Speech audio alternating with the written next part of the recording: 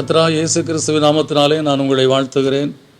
இந்த ஆசீர்வாதத்தின் விடியல் என்று சொல்லக்கூடிய நிகழ்ச்சியிலே இந்த காலவேளையில் உங்களை சந்திப்பதில் மிகுந்த மகிழ்ச்சி அடைகிறேன். இந்த நாளில் நான் உங்களோடு கூட பகிர்ந்து கொள்ளும்படியான தேவனுடைய வார்த்தை எரேமியா தீர்க்கதரிசியின் புஸ்தகம் 30ஆம் அதிகாரம் 17ஆம் வசனம். நான் உனக்கு ஆரோக்கியம் வரப்பண்ணி உன் காயங்களை ஆற்றுவேன் என்று கர்த்தர் சொல்லுகிறார். நம்முடைய வாழ்க்கையிலே இன்றைக்கு ஆரோக்கியம் என்று சொல்லக்கூடிய காரியம், காயங்கள் ஆற்றப்பட்டு ஆரோக்கியம் உண்டாகினால்தான் ஒரு மனிதனுடைய வாழ்க்கையில அவன் செயல்பட முடியும். சில வேளையில் மேலான மேல் பூச்சாய் குணமாக்கி விட்டு உள்ளே அந்த ரணமானது இருந்து கொண்டே இருக்கும். அது ஒரு பூரணமான ஒரு சுகத்தை கொண்டு வர முடியாது. இங்கே கர்த்தர் சொல்லுகிறார், நான் உனக்கு ஆரோக்கியம் வர பண்ணி. அப்போ அந்த ஹீலிங் ஒரு ப்ராப்பரான நிலையில், அதாவது உள்ளே இன்னும் ரணம் இருக்கிறது, இன்னும் உள்ள சீலும் இருக்கிறது என்று சொல்லக்கூடிய நிலையில் அல்ல, முற்றிலுமாய் நான் உனக்கு ஆரோக்கியம் வர பண்ணி. ஒரு properly God will heal us, whether it is a physical healing or a spiritual healing. ஏதோ ஒரு காரியத்தில் நம்முடைய அந்த உள்ளான காயங்களை ஆற்றி, உள்ளான காயத்தில் இருக்கக்கூடிய நொதிகளை கர்த்தர் அகற்றி போட்டு நாம் தேர்தல் அடையும்படியாக கர்த்தர் இன்றைக்கு நமக்கு ஆரோக்கியம் வர பண்ணுவேன் என்று சொல்லியிருக்கிறார். இது உலக பிரகாரமான ஏதோ ஒரு நோய்க்காக மாத்திரமல்ல, ஆவிக்குரிய வாழ்க்கையிலும் நாம் சில காரியத்தில் காயங்களோடு நாம் வாழ்ந்து கொண்டிருக்கிறோம். பிசாசு காயப்படுத்தி விட்டான் உங்கள் வாழ்க்கையை. பல விதத்தில் பல காரியங்களில் நீங்கள் காயமடைந்த நிலையில் காணப்படுகிறீர்கள். இன்றைக்கு கர்த்தர் ஒருவர் தான் ஆரோக்கியத்தை உங்கள் வாழ்க்கையில் கட்டளிட முடியும். இந்த கால வேளையிலே கர்த்தாவே, ஆவிக்குரிய வாழ்க்கையில் ஏற்பட்ட போராட்டத்தில் நாங்கள் மிகவும் காயப்பட்டு விட்டோம். எங்களுடைய சொத்துக்களை நாங்கள் இழந்து விட்டோம். எங்களுடைய கையின் பிரயாசங்களை நாங்கள் குறைபட்டு விட்டோம். எங்களுடைய சமாதானத்தை இழந்து விட்டோம். பிள்ளைகள் வாழ்க்கையில் நடக்க இருந்த நன்மையான காரியங்கள் நடக்க முடியாதபடி போய்விட்டது. இதெல்லாம் காயங்கள். இந்த தேவனாகிய கர்த்தர் நம்முடைய வாழ்க்கையில் ஆரோக்கியம் வர பண்ணி எல்லாவற்றையும் சீராக்கி நம்முடைய வாழ்க்கையில் அவர் சொல்லக்கூடிய காரியம், நான் உங்களை காயங்களை ஆற்றுவேன் என்று சொல்லி கர்த்தர் நமக்கு வாக்கு பண்ணியிருக்கிறார். எனவே அந்த தேவாதி தேவன் இந்த காலவேளையில் உங்களுடைய வாழ்க்கையில் இருக்கக்கூடிய காயங்களை அறிந்திருக்கிறார்.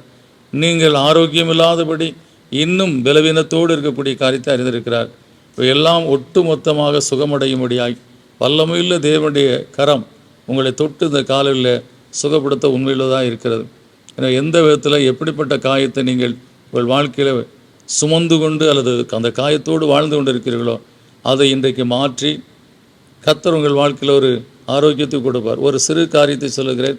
ஒருவேளை திருமணமாகி குழந்தை இல்லை என்று சொன்னால் அந்த காரியத்தை அறிந்த மக்கள் நம்ம இடத்துல கேட்பாங்க, உங்களுக்கு எத்தனை குழந்தைங்க அப்படின்னு சொல்லி கேட்பாங்க. அதுவும் ஒரு காயத்தில் மறுபடியும் ஒரு குச்சியை வைத்து குத்துவது போல் இருக்கக்கூடிய காரியம்தான். அடுத்து மகளுக்கு திருமணமாகவில்லை, உங்கள் பிள்ளைக்கு திருமணம் ஆயிடுச்சா அப்படின்னு சொல்லி கேட்பாங்க.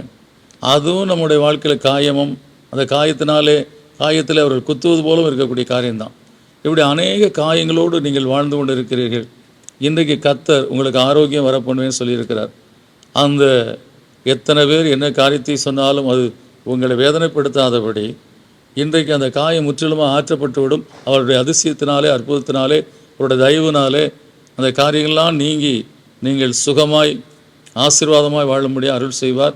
காயங்கள் ஆற்றுகிற தேவன் உங்களை அப்படி ஆற்றி தேற்றி ஆசீர்வதிப்பார். விசுவாசத்தோடு நாம் ஜெபிப்போம். நல்ல பிதாவே, நன்றியோடு துதிக்கிறோம். உனக்கு ஆரோக்கியம் வர பண்ணுவேன்னு சொல்லி நீங்கள் வாக்கு பண்ணியிருக்கீங்கப்பா. காயங்கள் இருக்கிறவரை ஆரோக்கியம் உண்டாக முடியாது.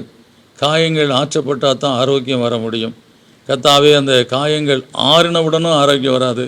கர்த்தாவே, அது சில காலங்கள் அந்த வடு இருந்த இடத்துல தொட்டாலே வலிக்கத்தான் செய்யும். அந்த நினைவுகள் எங்கள் வாழ்க்கையிலே மீண்டும் மீண்டுமாய் அதை நினைத்து பார்க்கும்போது, இப்படி நம்ம வாழ்க்கையில் கஷ்டப்பட்டோமே, இப்படியெல்லாம் நம்மளை பார்த்து பேசினாங்களே, இப்படியெல்லாம் நம்மை குறித்து சொன்னாங்களே, நம்முடைய பிள்ளைகளை குறித்து சொன்னாங்களே என்று சொல்லக்கூடிய அந்த காரியங்கள் இருந்து கொண்டே இருக்கு. ஆனால் இன்றைக்கு நீ சொன்ன வார்த்தையின்படி அந்த நினைவுகளே இல்லாதபடி, அந்த வழியே இல்லாதபடி ஆரோக்கியம் வர பண்ணுவேன்னு சொன்ன தேவன் அப்படியே ஒரு புது பலத்தை அந்த சரீரத்தில், இந்த காயம் என்று சொல்லக்கூடிய அந்த காரியத்தில் கட்டளையிட்டு அவர்களுக்கு ஆரோக்கியத்தை வர பண்ணி கர்த்தாவே அவர்களை தேற்றும்படியாக ஜெபிக்கிறேன், ஆற்றும்படியாக ஜெபிக்கிறேன். கர்த்தாவே, அந்த பிள்ளைகள் கர்த்தாவே, கர்த்தர் எங்கள் காயங்களெல்லாம் ஆற்றினார், பல ஆண்டுகளாய் இந்த காயத்தோடு வாழ்ந்து கொண்டிருந்தோம். இன்றைக்கு கர்த்தர் எங்களை ஆரோக்கியம் வர பண்ணினார் என்று சொல்ல முடியாது. இந்த காலவேளையில் உடைய பிள்ளைகள் வாழ்க்கையுடைய கர்த்தாவே காயங்களை ஆற்றி ஆரோக்கியத்தை கட்டளையிட்டு மகிழ பண்ணியறலும் பிதாவே. இயேசுவின் நாமத்துக்கு கேட்க நல்ல பிதாவே, ஆமென். நிச்சயமாக கர்த்தர் உங்கள் வாழ்க்கையில் எந்த காரியத்தில் நீங்கள் ஆரோக்கியமில்லாதபடி காயத்தோடு வாழ்ந்து கொண்டிருக்கிறீர்களோ அந்த காயத்தை மாற்றுவார், உங்களுக்கு ஆரோக்கியத்தையும் வர பண்ணுவார். God bless you.